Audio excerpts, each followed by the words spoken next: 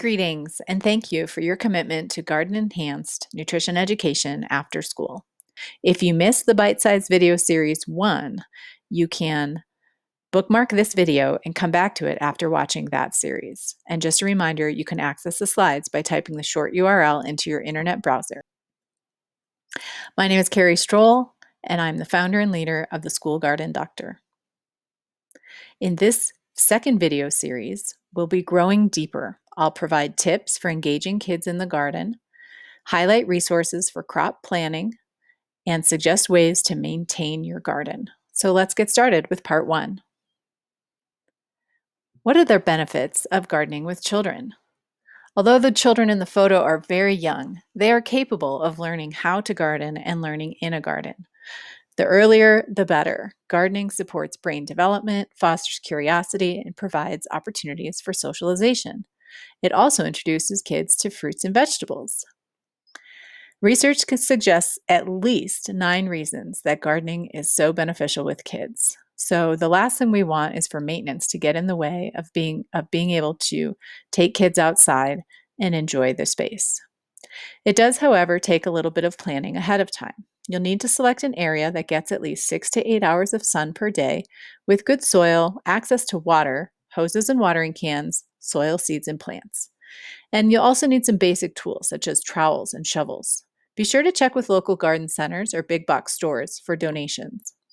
A few optional features include fencing, pathways, a seating or gathering area, and some additional tools and a tool shed.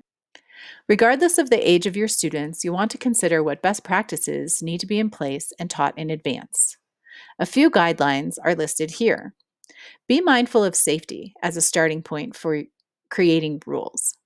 Older students or kids who have worked in a garden before may be able to draw or write how to safely engage in a garden. You can post these in the garden for kids to refer to. With older kids, you might not want to use the word rules, but instead ask them for commitments. No matter what you call them, be sure to explain the why behind a rule.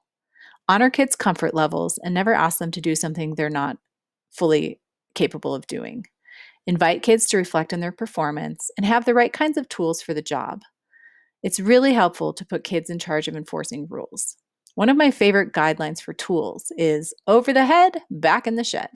There's really no reason for any garden tool to be higher than one's shoulders or waist, and doing so can increase the risk of injury. This is an example of something that you can talk about with kids and engage them in helping you enforce. If you already have a working garden space, try to get outside as early as possible in the school year, but no later than mid-September. You can start with a fall exploration or scavenger hunt. This example to the right shows items found on a farm, but you can adapt it to fit objects in your garden and the age of your students. There are plenty of resources online if you Google or search for garden scavenger hunt.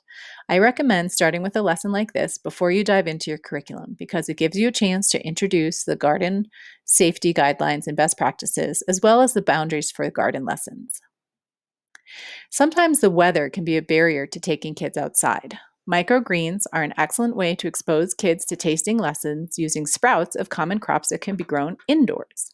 Microgreens pack a powerful nutritional punch, often containing the same amount of nutrients as a full grown crop. Remember, the goal of garden enhanced nutrition education is to have fun.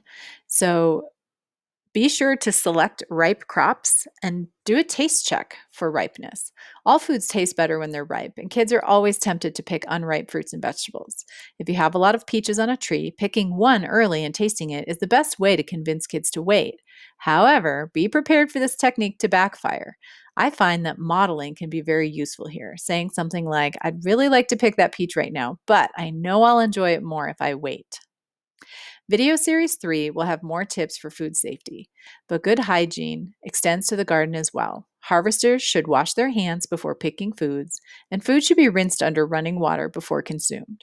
If sending extra harvest home, tell kids to wash it right before consuming it. Chances are they'll want to eat some now, so be sure to reserve a few bites of whatever you're picking for tasting. As always, you can reach out with questions and be sure to check out this bonus bite.